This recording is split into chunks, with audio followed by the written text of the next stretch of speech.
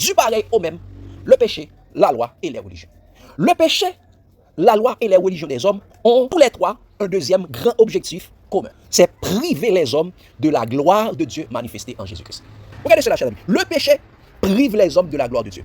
Romains 3, verset 23 que nous connaissons qui dit « Car tous ont péché et sont privés de la gloire de Dieu. » Donc le péché a l'objectif de vous faire perdre la gloire de Dieu. Est-ce que la loi a le même objectif? Regardez, chers amis. Par une gloire déguisée, une gloire passagère, la loi également prive les hommes de la gloire de Dieu. Regardez cela, chers amis, dans 2 Corinthiens, chapitre 3, verset 7 à 13. Il dit « Or, si le ministère de la mort gravé avec des lettres sur des pierres a été glorieux, au point que les fils d'Israël ne pouvaient fixer les regards sur le visage de Moïse à cause de la gloire de son visage, bien que cette gloire fût passagère. » Qui ça? Bien que cette gloire fût passagère. Si le ministère de la mort gravé avec des lettres sur des pierres, qu'est-ce qui était gravé avec des lettres sur des pierres? C'était la loi.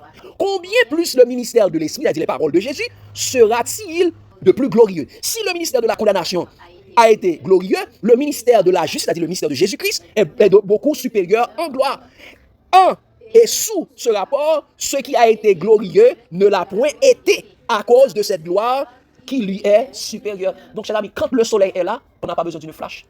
Et c'est pourquoi il dit au verset 11, ça. En effet, si ce qui était passager a été glorieux, ce qui est permanent est plus glorieux. Ayant donc cette espérance, nous usions d'une grande liberté. Et nous ne faisons pas comme Moïse, qui mettait une voile sur son visage, pour que les fils d'Israël ne fixassent pas les regards sur la fin de ce qui était passager. Est-ce que la religion elle-même a ce même objectif?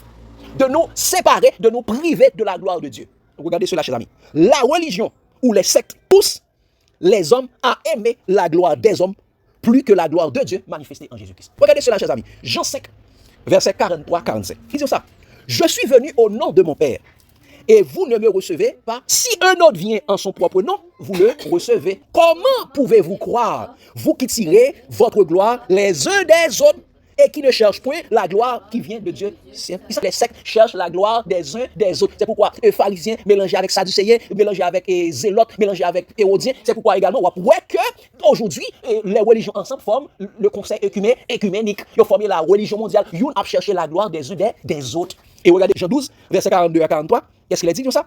Cependant, même parmi les chefs, plusieurs croyurent en lui. Mais à cause des pharisiens, ils ne faisaient pas l'aveu dans la crainte d'être exclus de la synagogue. Car ils aimaient la gloire des hommes plus que la gloire de Dieu. Donc tout comme le péché nous prive de la gloire de Dieu, tout comme la loi nous fait attacher avec une gloire passagère, la religion également nous fait aimer la gloire des hommes plus que la gloire de Dieu.